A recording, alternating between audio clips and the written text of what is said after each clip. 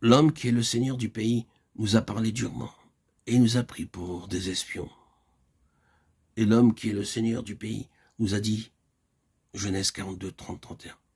Judas lui répondit, cet homme nous a fait cette déclaration formelle. Vous ne verrez pas ma face à moins que votre frère ne soit avec vous. Ils répondirent, cet homme nous a interrogés. Avez-vous un frère?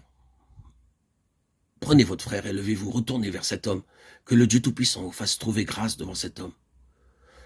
Joseph leur dit, quelle action avez-vous faite? Ne savez-vous pas qu'un homme comme moi a le pouvoir de deviner?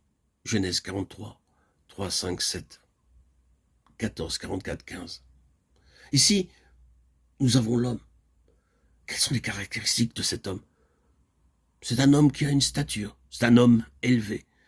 Il est un grand homme. Cet homme est marqué par une grande dignité. C'est certifié. Cela se voit tout au long de cette histoire. Ses frères sont tous conscients de la dignité de cet homme. Cet homme est marqué par le discernement. Ne savez-vous pas qu'un homme comme moi a le pouvoir de deviner? Vous vous rappelez que c'est ainsi qu'il est parvenu à cette position? Pharaon avait fait un rêve et Joseph était le seul qui pouvait l'interpréter. Et le constat fut que l'Esprit de Dieu était en lui. Il pouvait discerner. Il avait le pouvoir de discernement et d'interprétation. Et il avait l'autorité. Tout est entre les mains de cet homme. Ces trois choses sont les caractéristiques de Joseph. La dignité, le discernement et l'autorité. C'est cela la stature. Ce sont les marques spirituelles de la pleine maturité. Nous pourrions passer beaucoup de temps à considérer tout cela. Dans celui qui a de la dignité spirituelle, il n'y a rien d'insignifiant, rien de méprisable, rien de petit, rien d'étriqué. C'est quelqu'un qui doit être reconnu comme un homme ayant une stature, comme quelqu'un qui compte pour quelque chose. L'homme qui a du discernement peut voir au-delà de son propre horizon, il voit loin, il voit subjectivement. Il a ce que nous appelons la vision. C'est un homme qui a une connaissance secrète de la signification des choses. Et la possession de l'autorité spirituelle démontre qu'il y a quelque chose dans cet homme ou dans cette femme qui va au-delà de ce qu'ils sont en eux-mêmes. Peut-être qu'eux-mêmes ne s'attendent pas beaucoup au respect, certainement pas à l'obéissance de la part des autres, mais il y a quelque chose en eux qui attire votre attention. Ils ont ce que nous disions dans d'autres audios, les précédents audios, une histoire avec Dieu. Cela leur donne quelque chose qui les démarque et les fait reconnaître en présence des autres personnes. Elles doivent dire, ils parlent en connaissance de cause. Vous ne pouvez pas les amener ou les mener par le bout du nez. Ils savent où ils en sont.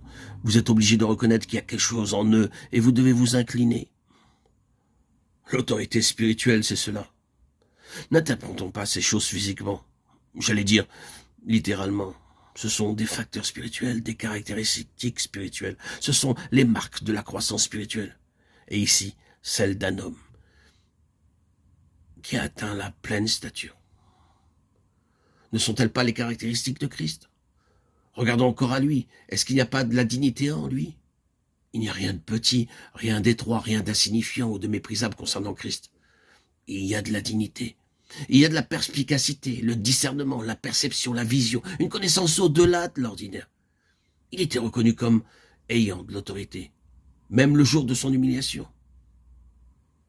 Parfois, quand nous sommes dans une mauvaise passe physiquement, nous perdons une certaine prestance.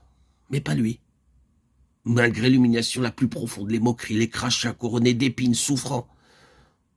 Malgré tout cela, le grand représentant de l'autorité romaine était entre ses mains.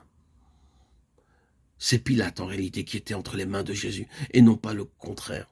Il est là, dans sa dignité et son autorité. C'est une chose spirituelle et céleste. Ce sont les caractéristiques de Christ. Maintenant, cela doit être reproduit en nous. Et ce sont ces choses qui paraîtront quand nous croîtrons. Ce seront les marques de la croissance.